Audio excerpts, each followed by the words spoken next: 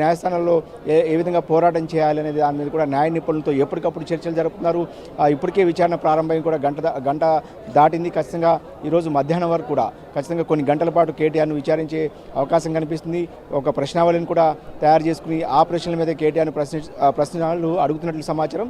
Advocate కూడా రామచంద్రరావు కూడా ఆయనతో పాటు కేటీఆర్ అడ్వకేట్ వెళ్ళినప్పటికీ కూడా కేటీఆర్ విచారణను దూరంగా పరిశీలించడం మాత్రమే ఆయన చేయాల్సిన పని, దగ్గరుండే పరిస్థితి ఉండదు. కాబట్టి ఏదేమైనప్పుడు కూడా కొన్ని గంటల పాటు కేటీఆర్ విచారణ కొనసాగే అవకాశం కనిపిస్తుంది. తెలంగాణ భవన్లో మాత్రం నాయకులంతా కూడా ఒక్కొక్కరుగా ఇక్కడికి చేరుకున్నారు. కొంత క్యాడర్ కూడా పెద్ద ఎత్తున భవన్కు చేరుకుంది. తెలంగాణ భవన్కు, బీఆర్ఎస్ పార్టీ రాష్ట్ర కార్యాలయానికి. ఒకవేళ జరగరానిది అంటే కేటీఆర్కు అప్డేట్స్ ఎప్పటికప్పుడు తెలిసిన ప్రయత్నం చేస్తున్నారు. మొత్తానికైతే కొంత బీఆర్ఎస్ పార్టీలో కావచ్చు, అటు కేటీఆర్ కుటుంబ సభ్యులు కావచ్చు, కొంత టెన్షన్ వాతావరణం అయితే కనిపిస్తోంది. నరేష్, ముఖ్యంగా కేటీఆర్కి అయితే సుప్రీంకోర్టులో కూడా రేపు క్వాష్ పిటిషన్కి సంబంధించి అయితే ఒక ఊరట అయితే లభించలేదు. సో 15నే యథావిధిగా సుప్రీంకోర్టులో విచారణ జరిగే అవకాశం కనిపిస్తుంది. సో ఈ పరిణామాన్ని బీఆర్ఎస్ ఏ విధంగా తీసుకుంటుంది, వాళ్ళు ఏ విధంగా సమాయత్తమవుతుంది?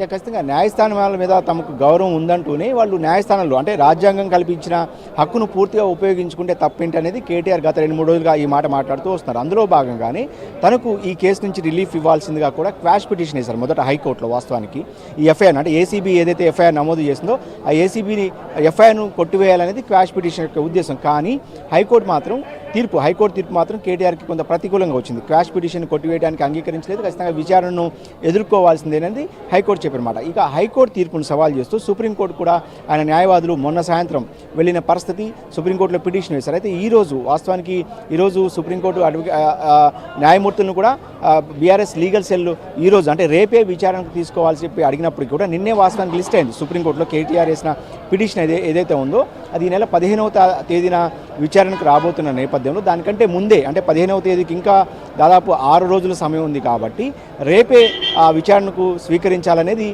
కేటీఆర్ తరపు బీఆర్ఎస్ లీగల్ సెల్ ఎవరైతే ఉన్నారో వాళ్ళు విజ్ఞప్తి. కానీ సుప్రీంకోర్టులో కాసేపటి క్రితమే మనకు అందుతున్న సమాచారం మేరకు సుప్రీంకోర్టులో కొంత ప్రతికూలంగానే ఆయనకు ఉన్నట్టు తెలుస్తుంది. అంటే ఆ విచారణను రేపు కేటీఆర్ వేసిన పిటిషన్ విచారించడానికి నిరాకరించింది. సో ఏదైతే సుప్రీంకోర్టు ధర్మాసనం ఈ నెల 15న ఏదైతే మొదటగా లిస్ట్ అయిందో 15వ తారీఖునే విచారిస్తామనేది ఆయన చెప్పిన మాట. కానీ ఈ లోపలే సుప్రీంకోర్టులో క్యావియేట్ పిటిషన్ కూడా ప్రభుత్వం తరపున కూడా దాఖలు చేసింది. అంటే తమ వాదనలు ప్రభుత్వం తరపున అడ్వకేట్స్ కూడా ఒక క్యావియేట్ పిటిషన్ దాఖలు చేశారు. దాని ఉద్దేశం ఏమంటే కేటీఆర్కి సంబంధించిన పిటిషన్ కనుక విచారించే ముందు తమ అభిప్రాయాలు కూడా అంటే ప్రభుత్వం తరపున ఏసీబీ వినిపించబోయే అభిప్రాయాలు కూడా తీసుకోవాలి.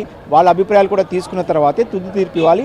ఏకపక్షంగా కేటీఆర్ అభిప్రాయాలు అంటే కేటీఆర్ పిటిషన్ మీద తీర్పు ఇవ్వద్దు, తమ అభిప్రాయాలను కూడా తీసుకోవాలనేది వీళ్ళు క్యావియేట్ పిటిషన్ వేసిన ఉద్దేశం. కాబట్టి ఖచ్చితంగా అటు ప్రభుత్వం కూడా ఇటు కేటీఆర్ న్యాయస్థానాల్లో ఏ విధంగానైతే పోరాటం చేస్తున్నారో తనకున్న హక్కుగా భావించి రాజ్యాంగం కల్పించినాక ఒక పౌరుడిగా న్యాయస్థానాల్లో తనకు ఏదైతే రాజ్యాంగం కల్పించిన హక్కును ఉపయోగించుకుంటానని కేటీఆర్ చెప్తారు. ప్రభుత్వానికి కూడా ఖచ్చితంగా కొన్ని అవకాశాలు ఉంటాయి. కాబట్టి ప్రభుత్వం కూడా ఎట్టి పరిస్థితుల్లోనూ ఒక్క అవకాశాన్ని కూడా జారి విడుచుకోవడానికి సిద్ధంగా లేదు. ఎందుకంటే ఏసీబీ కేసు ఈ ఫార్ములా ఈ రేస్ కేసుకు సంబంధించి ఖచ్చితంగా ప్రభుత్వం కూడా చాలా సీరియస్గా ఉంది. ఏసీబీ కూడా చాలా దూకుడుగా వ్యవహరిస్తుంది. ప్రభుత్వం యొక్క ప్రాధాన్యతలు కొన్ని ఉంటాయి సహజంగానే. కానీ ఈ కేసు విషయంలో కూడా రాజకీయ మలుపు తీసుకుంది. కాబట్టి వాస్తవానికి కేసు ఒక విషయం అయితే పూర్తిగా రాజకీయాలతో ముడిపడిన అంశం. కాబట్టి ప్రభుత్వం కూడా అంతే సీరియస్గా సుప్రీంకోర్టులో ఫైట్ చేస్తుంది.